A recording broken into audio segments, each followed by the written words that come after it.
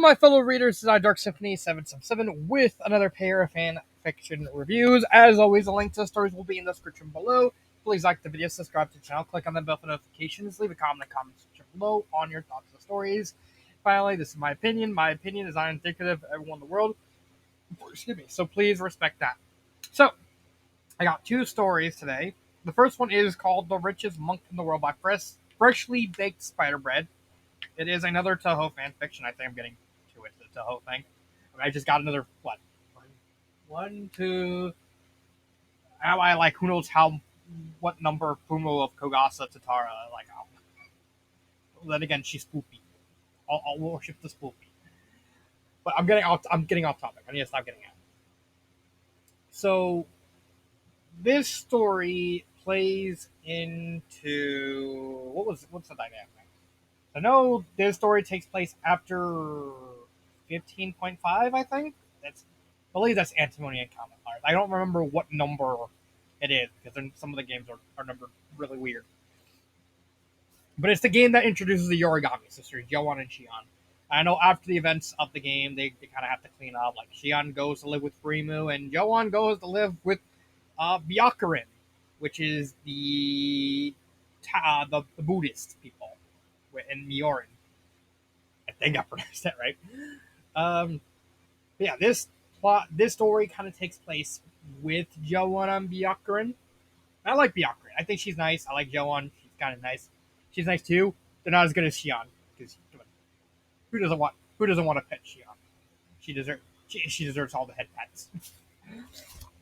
Okay, I'm getting off topic. I'm like half asleep. I'm gonna be real. I'm gonna be doing this video and like the next couple of videos. I'm gonna be recording my next Let's Play after this. Half asleep, and so I'm not gonna be all there. But let's get into the actual review. So, plotline wise, this takes place after the events of Joan's stay with Byakuren. There is a lot of backstory that involves this. So basically, after the events of Antimony and Common Flowers, Joan is kind of forced as community service to live with Byakuren, basically to kind of help deal with her hedonist lifestyle. For those of you who don't know, Joran Yorigami, her whole shtick is her power is she basically makes people spend money on her. She's basically a poverty goddess. Same with Shion. And John's whole stick is like she goes up to someone, she entices them, and she basically gets all her money from them. So basically, she tricks people into giving her money, like basically a gold digger. Her whole superpower in Gensokyo is just that she's a gold digger. She'll walk up to someone, say, "I want money," and the guy will go, "Okay, here you go," and then she gets to spend. Or if they don't give her the money, she basically uses her magic to convince them to spend money on her. So she's always spending, always living this high thrift, all fancy lifestyle. Meanwhile, Byakuren wants to try and get her off that. Basically, it's like, well, let's get you into like Nirvana or Dharma. I don't know much about Buddhism. I'm gonna be frank. But the whole point is Byakuren thinks that she can convince Joan to kind of deny herself that, despite the fact that as a goddess, it's kind of in her nature to make people spend money on her. So what happens is Byakuren's convinced that she can get Joan to at least abandon this lifestyle for a while. However, Joan stays at Miorin far longer than she wants to because of what happens in the Yorigami's story mode in Antimony. Basically, in their story mode, they are ordered by both Yukari and Dorame Sweet to travel the dream world to defeat all the remnants of the dream versions of each of the playable characters, and basically just deal with them. And they run into a dream version of Byakuren, who's basically a small part of Byakuren, and who's basically a hedonist. Like, she does all this like Buddhism stuff, basically to engage in a very hedonist lifestyle, basically lazing around, ordering people to do stuff for her, and all that. And that causes Joan to be convinced that she can change Byakurin into what she saw. It's like a dual version of trying to walk a mile in each other's shoes, sort of deal. Because Byakurin's convinced Joan that she can change, but Joan is convinced that Byakurin is changed.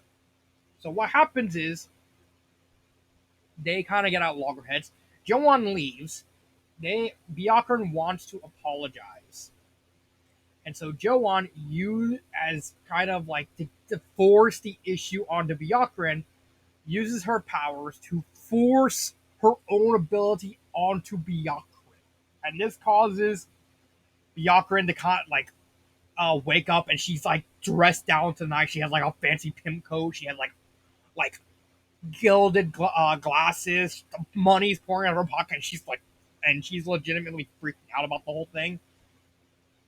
And at first, she kind of compensates by like putting all the money in bags and like giving them to people. It's like, come on, there, take the money, but it keeps going back to her, and that causes like a feedback loop of the Akron have like so steadfastly refusing to indulge because she's so afraid of spending money on herself. So it's such a hard way to explain because at the end of the day, at its core, this story is basically just walk a mile in my shoes.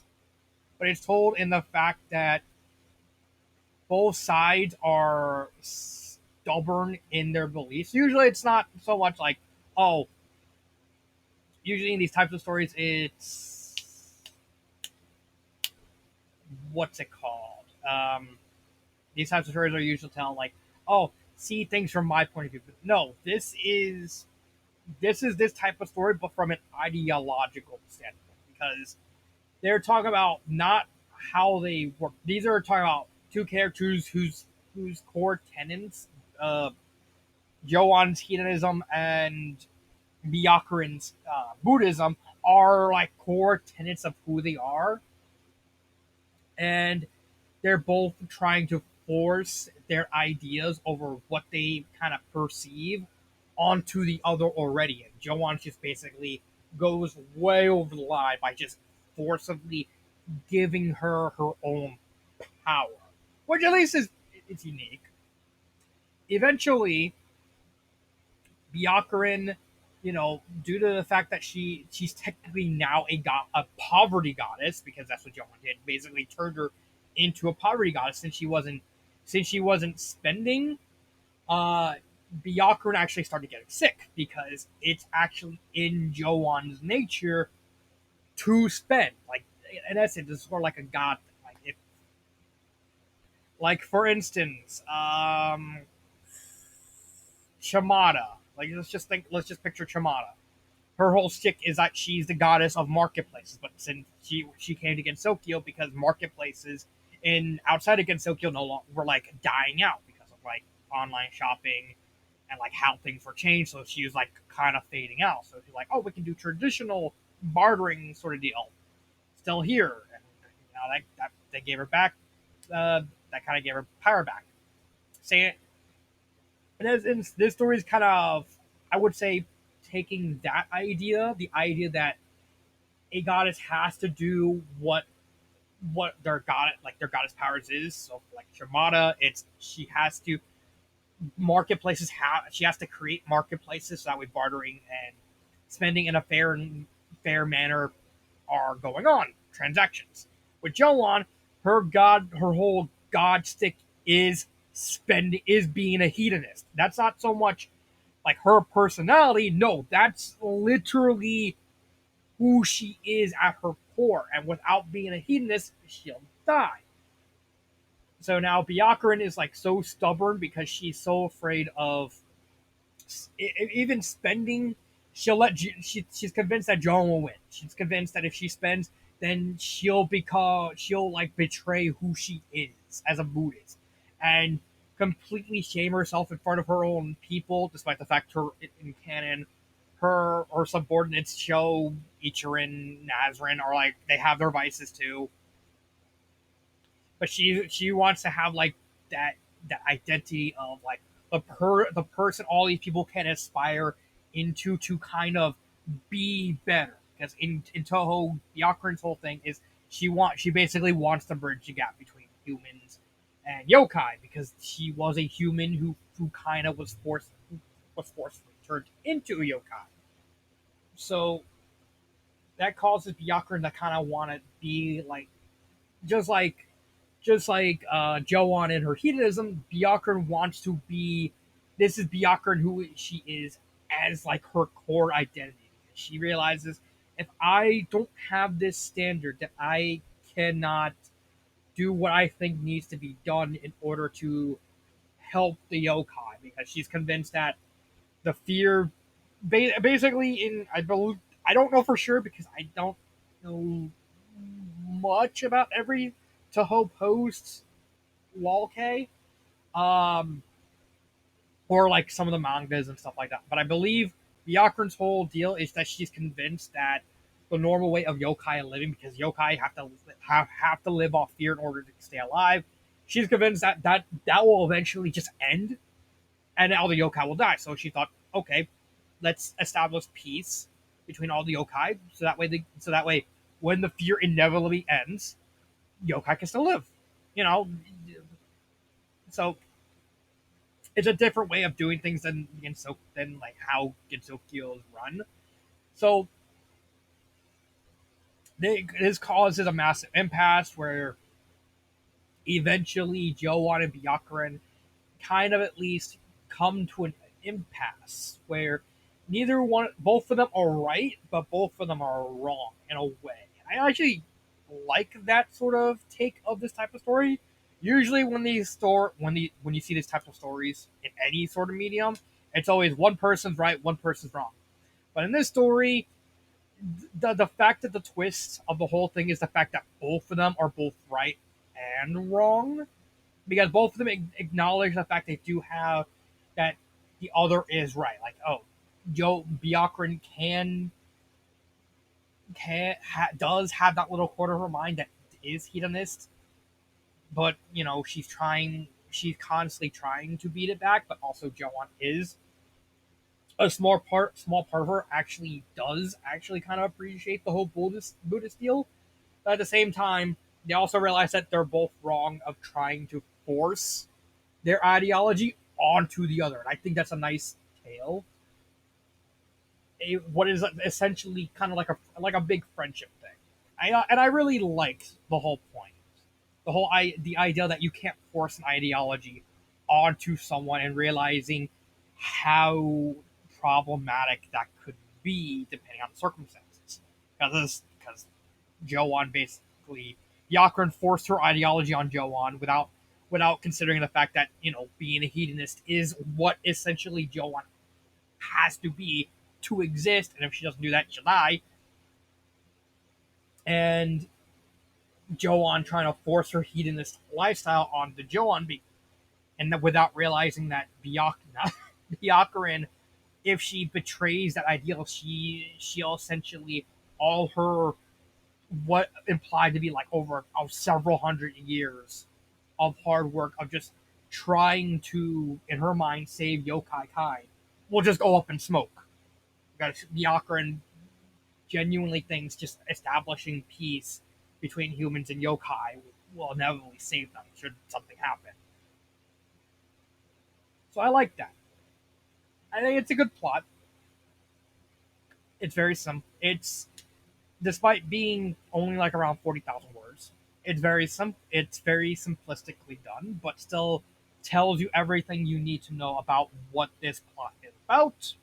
I do like the layout where it switches between the past, basically leading up to Joan leaving, and then the other chapters being after Joan left. So it's kind of establishing like the two dynamics of the past being Joan having being forced into Buddhism, and the modern chapters with Byakuran being forced to try and be a hedonist. It's really well done. The only complaint I would say about the plot is just simply put the epilogue at the beginning. I haven't even touched upon the characters because you know what? I actually talked about the characters already. Yeah. I just realized it too late that I talked about the characters and plot in its entirety at the same time. Um, but yeah, okay. But going at least touching on the characters one more time. You have the two main characters, which are Joe and Yorigami and Yakura and Hijiri. Hijiri basically comes off as the stoic, wanting to apologize to Joe, and then kind of panicking like every time she's like digging out her pockets and they're full of gold, and she's just trying to give them off. And then Joan basically forcing herself into like a Buddhist lifestyle to try and prove a point. And both of them being so stubborn, I think these are really good characters. And this is not the only um, work by this author that I did. I remember. Let's see, where is it? Right here. I did this. I also reviewed this story, and I don't think it was as good. It was okay, but I don't think it was as good as this one. This one's a really good. This one has a really good pair of main characters. This one has a really good story. In terms of pacing, it's paced perfect. It's paced completely perfectly. There's no grammar errors. I can't really think of anything really wrong with the story except for just moving the epilogue to the first chapter. Because I think it really would have made a lot more sense to have the prologue to kind of represent the inverse of the whole thing. Have the prologue be at the very end and have the epilogue be at the beginning. I think that would have been a nice touch. Doesn't really impact the story that much, but that's really the only thing I would change. I would recommend the story. Um, my favorite part, honestly, just Byakuran and like just the mental image of Byakuran Hijiri, yokai Jesus, dressed in like a super pimp coat and like all the gold and glamour, just the mental image of that. And she's like completely panicking. It's like, I need to get this gold out of my pocket. Here, take it. Give it to the people. Give it to the people. You, what's your name? Kugasa. Here, take it. Yeah. Totally not referencing the fact I'm cuddling my Kogasa Fumo because Fumo. Gotta have can't have enough Fumo. But yeah, that's richest monk in the world. I think this is a great story. I don't have anything more to say about. I honestly don't have anything more to say about this. Let's move on to the other story. Bora Muramasa, The Shattered Past by Aegis Runestone. So this is a Muramasa fanfiction. I think this is like the only Muramasa fic worth talking about. I think. And this story requires a lot of knowledge of Muramasa, or more specifically, um, one of the specific endings of Muramasa. So, for context, Muramasa has 6 endings. So you have the 2 normal endings. You have the 2 endings that you can only get after while you're wielding the final blades you get from Momohime and Kisuke's stories. So basically, once you beat the game, you get a blade. You have to equip both those blades, and you're going to equip whatever third blade you want, and then go to the final chapter again. You get the second ending, and then the final ending is when you get the final blade to Oboro Muramasa itself, and then you basically rewrite time. That's how you get the third ending. But this story takes place during Momohime's second ending. So you need to at least have context on that ending. I did do the Let's Play of Muramasa in the past. So if you want to know the ending, just go watch that video. I'm totally not showing my channel. Shut up. But in summary of that specific story, Momohime goes up to Jinkuro and Morohime go up to Mount Congo.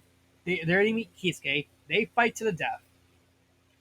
They both inflict Kisuke inflicts a fatal wound onto Momohime's body. At this time in the story, Jinkuro, a known Ronin and very infamous criminal slash yoke. Well, granted, the story was made before the DLC in Rebirth that kind of expanded a little bit on Jinkuro's story and revealed that he wasn't really a bad guy. He just became completely out of his gourd once he got cursed.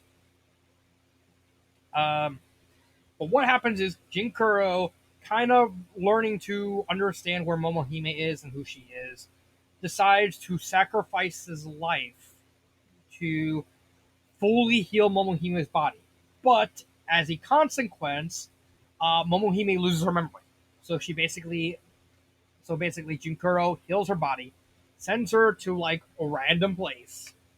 She wakes up with no memories and just a sword, and she is raised for several months by old fam- this old uh, this old man and old lady. And one day, the old family gets attacked by a group of Oni. She takes her grandpa's blade and kills the Onis. And then they realize at this time her character, she's named Orboro because that's all they really know about her when they met her. So it's like, oh, your name's Orboro.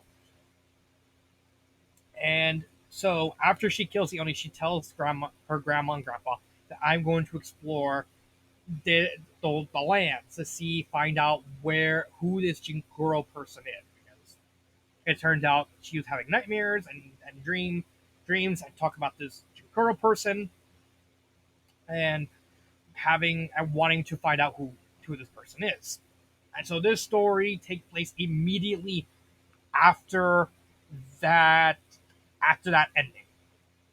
So it has Momohime. For clarity, I'm just going to say Momohime instead of Oboro.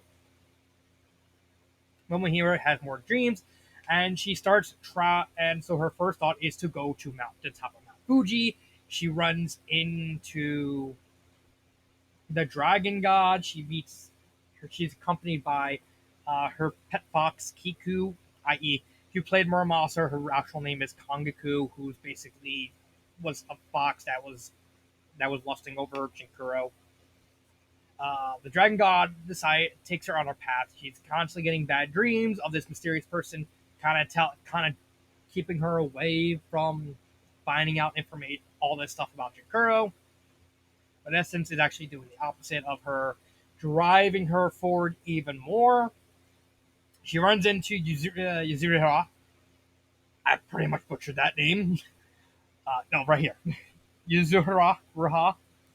I'm yeah, Yuzuhara, and her, along with Kisuke, because Kisuke survived the whole thing, decide to help her out. They find out that, oh, she's basically Momohime. We were told that in order to help, we were told to help you regain your memory. We found out her memory is like very fractured to the point because of how this process works. That she needs to actually slowly remember everything over time, and if she remembers too much at once, she literally will go insane. She eventually remembers the palace and what's the name of the samurai? I completely for I completely forgot the guy's name. What the hell is this guy's name?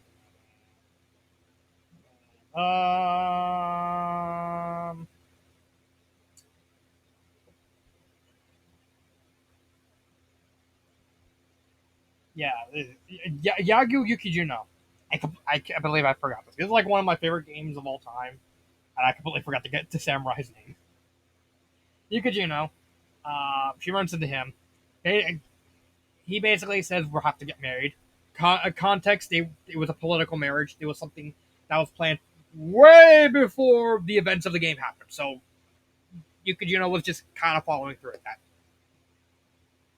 Oboro, well, Momohime has some of Junkuro's attitude, um, and so kind of rebuffs the advances because, like, I don't remember this. It's like, well, you agreed to it like a long time ago.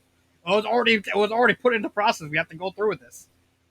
Um, Eventually, Kisuke and Yuzura uh, manage to save Momohimo from suffering a mental break. They kind of tell Yukijuno what's going on. He actually apologizes because he actually beats her because he realizes that this is not the Momohime he remembered because Momohimo now has like an actual attitude, and despite the fact Momohimo is more like a kind, demure girl, which makes sense because she has kind of Jinkuro's attitude about the whole thing. And they eventually find out if the Emperor Tokugawa, who was a real guy, but in Muramasa he's the main villain, is behind the whole thing because he eventually wants to achieve immortality. They go back to Mount Congo, where he killed everyone in that monk base. They all agree to fight him and stuff like that because they realize Momohime has fallen in love with Jinkuro. They meet Tokugawa. And it basically becomes a one-on-one fight between Momohime and Tokugawa. Tokugawa basically curb stomps Momohime. Then when he's convinced that he killed her, he goes like, "Okay, I can finally do this." Out comes Momohime, revived, but it's not Momohime. It's actually Jinkuro, who somehow is still in Momohime's body, and then curb stomps Tokugawa back. And then the ending comes where because they managed, since the Jinkuro surviving them was only like basically waking up Momohime's body, was a temp thing. She was gonna die anyway, so they used the artifact that Tokugawa had, which was the Muramasa scepter and the Muramasa mask. Kisuke sacrifices his body because in Kisuke's story, he was actually falling in love with a girl named Torahime, who was Momohime's sister, and he's sacrificing his life so he can go up to heaven to be with her for the rest of her life. Unaware that I think they go through like a reincarnation thing all the time, so that hardly matters. And the whole thing ends with Jinkuro kind of becoming like his little soul form and kind of staying with Momohime for the rest of their life. There's even like a little epilogue where they go back to their grandma and grandpa to to kind of tell the story, and like they run into Jinkuro's like, "Oh, it's a little, what is that?" And it's Jinkuro, but that's a little green ball. It's like, yes, ball. Can I kill him? No, don't kill him. Don't kill him. Come on. Okay. And it's a nice little story. I don't just like the previous story. I don't have anything really wrong with it. This is honestly the weaker of the two stories. This story has a big problem with the fact that I'm gonna reveal the story is very rushed. Now, unlike a lot of stories where I say this kind rushing the story kind of screws everything up, it actually doesn't really mess up the story much. Just in just in the scale, or more specifically, just in the plot of the whole thing. So we have a story where Jinkuro is kind of running around trying to find answers, climbs up Mount Fuji, climbs down gets sent down Mount Fuji by the Dragon God, runs into Ryuzuha and Kisuke. They end up in a mansion. They meet Yukijuno. They save Momohime from Yukijuno accidentally nearly breaking her mind because he's unaware of the whole situation. Then they go to Mount Congo, which is literally on the other side of the entire map. I actually look show you uh, Muramasa map. Here's the map. This area is where they're at when they run into Yukijuno, and this is where they have to go. You gotta see the issue.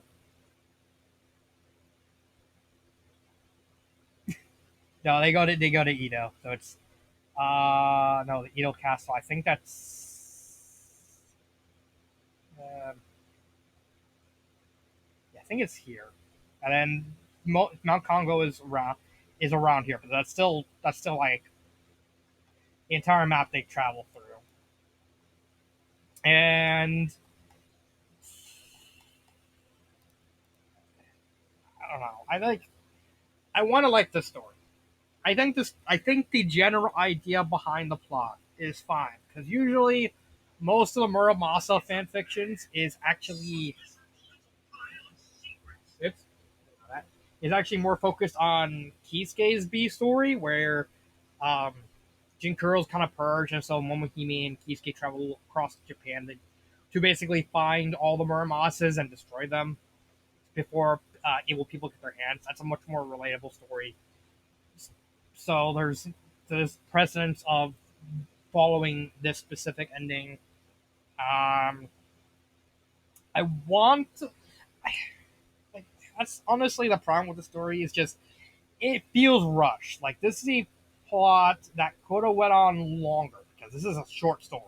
This is a really short story, and it really suffered from how short it was. I honestly think you could have made this story easily could have been long. I think this story should have been long. This story had a at least well-intentioned plot. The whole idea of Momohime amnesiac, finding her lost memories and trying to find out the secret of who Jinkuro is, and the whole thing with Emperor Tokugawa, and running into everyone. That actually seems like a really well done plot. And even in this form, it's not that badly handled. Same with the characters. The characters are very basic, but you still can get there. You still get behind them, even if it's very short. There is enough. There is enough to read to at least try and get behind the characters, and for the most part, the author does do a good job of that. But this is a story that really should have been longer. That's honestly why I say the story is rushed because this is a short story that should have been at least like twice or maybe three times as long. I can easily see the story going for like 70, 80, even like 100,000 words of Momohime, wandering the forest and the plains of Edo era Japan or whatever. I can't remember what era this takes place. I'm pretty sure this is Edo era. Either Edo era or like Sakura era. Let me actually look it up. Yeah, you're seeing a Toga, nope, Togawa, Tokugawa. Yeah, Edo. Okay, so it is Edo era. I can't remember if it was Edo or Sakura. Um,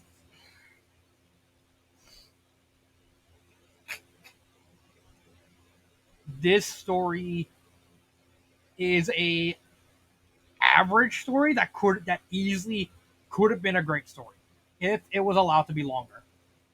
I have that's really my only well, one of my two only criticisms is the fact that this story is a short story that honestly easily could have been longer. Like this is there's just nothing I can say on the pacing. The pacing's very fast, but Muramasa is like a fast paced game, and they're always constantly moving. So I can actually understand the fast pacedness. I'm not a fan of it because this kind of plays into the whole plot being the story being way too short. It kind of forces the plot to move very fast. No grammar error. I didn't see any grammar errors. Uh,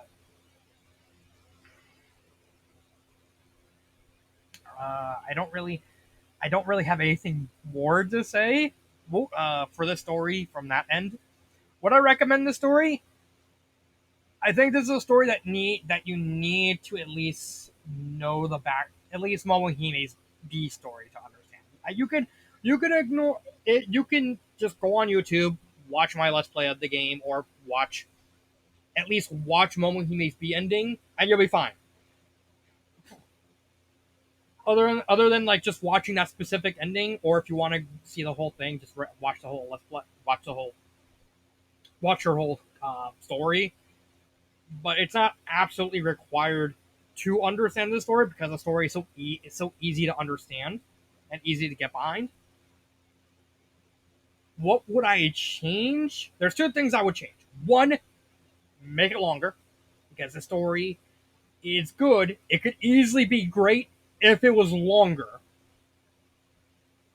And two, I'm not a fan of that fight between Momohime and Tokugawa because it's just the author does the whole Cell versus Gohan deal where it's one sided curve stomp and then literally almost immediately it's followed by a curve stomp in the other way, and I just really don't think that fits.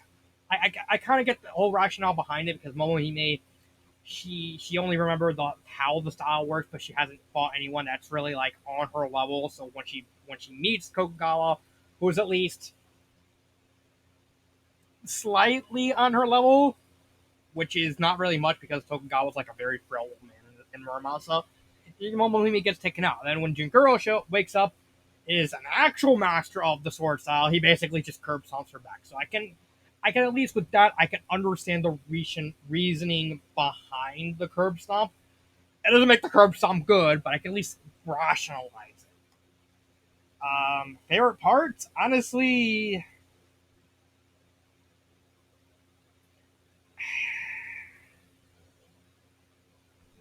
I don't really have a favorite part. It's just it's just too short to kind of get like anything to stick out in your mind. Because I think that's honestly what makes this story kind of a shame because this story had like easily had all the hallmarkings of being a great story, but the fact that the author made it so short kind of caused it to become Schadenfreude. And oh, I mean that kind of bums me out because the story is just this. The story could have been like this story easily could have been great.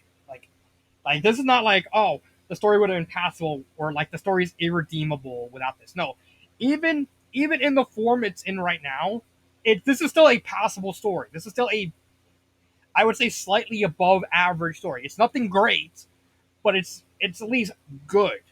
Like I don't really have anything bad to say about it besides the end. But again, I can at least reason why. Easy reason. But the story easily could have been something else if the story was simply longer. Even with like the problems with the even the supposed problems with the pacing or the final fight, it actually could have been fixed if the story was just simply longer because you can easily just because you could do any route that way you could build up the fight between with Kogawa and kind of at least respect to the fact that Momohime is completely out of her depth with him because she's so used to fighting people who aren't really that threatening, or with the pacing making it longer you can actually show like them Momohime slowly remembering everything. There's honestly a lot of stuff you could have done, but I think as it is, it's a decent story. I don't have anything overtly wrong to say with it. So this has been Dark Symphony 777. I will see you next time, and